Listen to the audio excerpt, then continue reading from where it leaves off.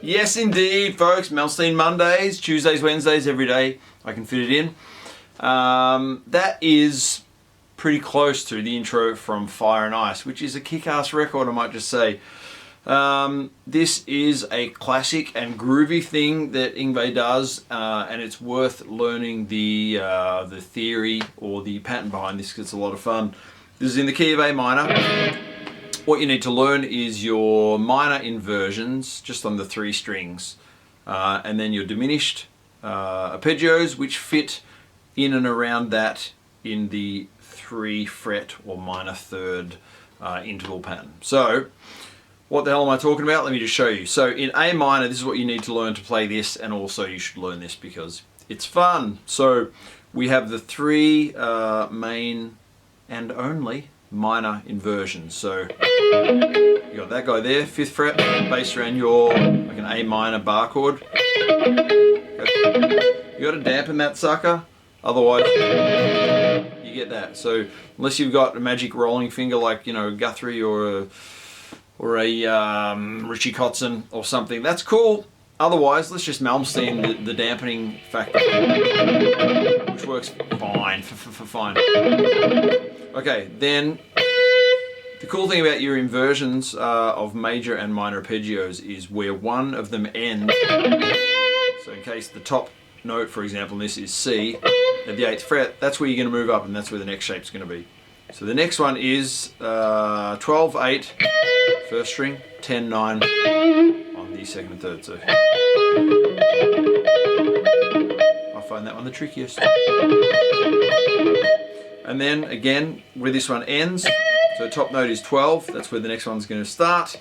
And this one's kind of based around your root 5 minor bar chord. So 17 to 12 on the 1st string, 13, 2nd string, and 14 there. So this is quite a nice one because the finger's sit in that nice little diagonal shape. Okay, so those patterns. And then you would do the bottom one up an octave. And that's your whole pattern. Awesome. Then the diminished, we think of it as starting a fret below that root note shape of the A minor. So we'll start at the 4th fret.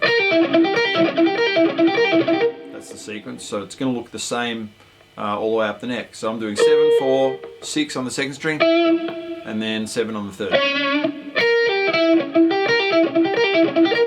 Okay, and then you just move that up in minor thirds, which means each one connects onto the next.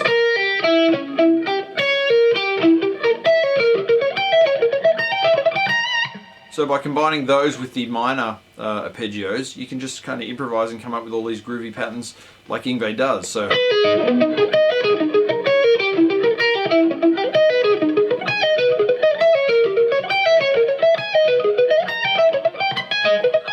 okay, no matter what you do with those shapes, how you combine them, they all sound awesome. Okay, so the start of this track basically does that. Starts with the 2 of the A minor inversions. Okay, then the diminished at the 10th and the 7th. Back to the A minor at the 8th and then to the 5th. I think that's right. Yep, something like that. And then it does some wacky little scale run. I'm not going to go through every detail of this, otherwise it's going to take too long, but kind of rough, I just threw something in. And then it does kind of the reverse of the arpeggio sequence. So it starts at the 5th fret A minor, and then to the next inversions. Diminished at the 7th and 10th. A minor at the 8th and the 12th. And another. That one will do. So the whole sequence a little slow. Roll. Now that's kind of maybe too fast. Another thing I've noticed is once you get the flow of the right hand, because that pattern, you know, technically the right hand just does the same thing the whole time. You get that moving, and then you just got to get that damn left hand to go fast and catch up or just, you know, keep up with the right hand. It's harder to do slow. But,